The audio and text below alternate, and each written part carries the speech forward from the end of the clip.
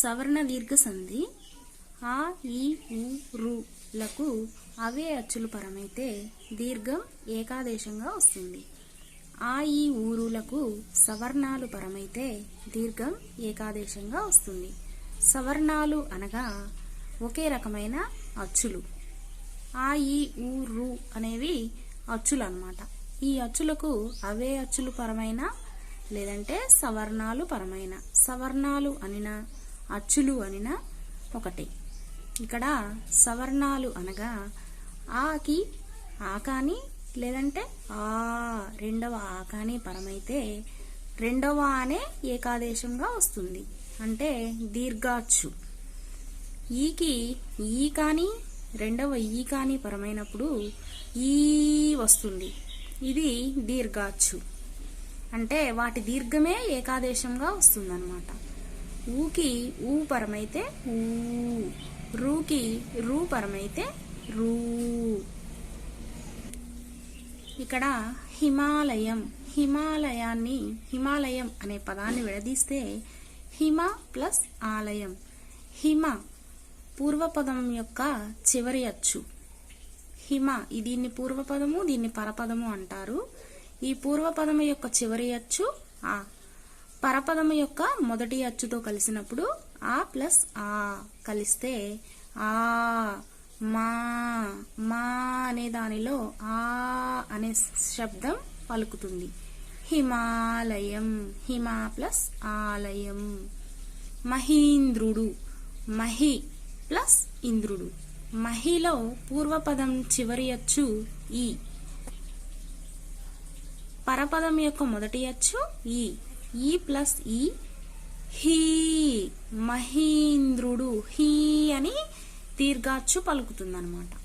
ఇక్కడ భానుదయం, భానుదయంలో పూర్వపదం యొక్క చివరి అచ్చు భాను ఉ, పరపదం యొక్క మొదటి అచ్చు ఊ ప్లస్ ఊ, ను, భానుదయం, అంటే ఇక్కడ కూడా దీర్ఘమే ఏకాదేశంగా వస్తుంది.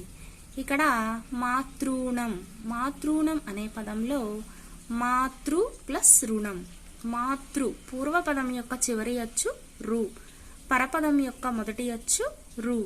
రూకి రూ పరమైనప్పుడు రూ, త్రూ, మాతృణం. ఇక్కడ కూడా దీర్ఘమే ఏకాదేశంగా వస్తుంది. ఇక్కడ కొన్ని ఉదాహరణలు. శివాలయం, శివ ప్లస్ ఆలయం.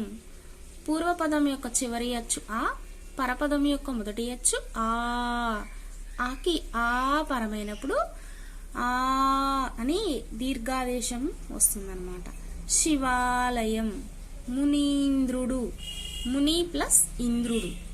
పూర్వపదం మొదటి అచ్చు చివరి అచ్చు ఈ, పరపదం యొక్క మొదటి అచ్చు ఈ ప్లస్ ఈ, నీ, మునీంద్రుడు.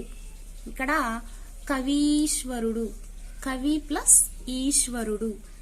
కవి పూర్వపదం యొక్క చివరి అచ్చు ఈ, పరపదం యొక్క మొదటి అచ్చు ఈ ప్లస్ ఈ, కవీంద్రుడు. అలాగే కిరీటాకృతి, కిరీట ప్లస్ ఆకృతి, ఆ ప్లస్ ఆ, కిరీటాకృతి. తర్వాత గురూపదేశం, గురు ప్లస్ ఉపదేశం. గురు ఉ ప్లస్ ఉ ప్లస్ ఊ, గురు, గురూపదేశం. ఇలా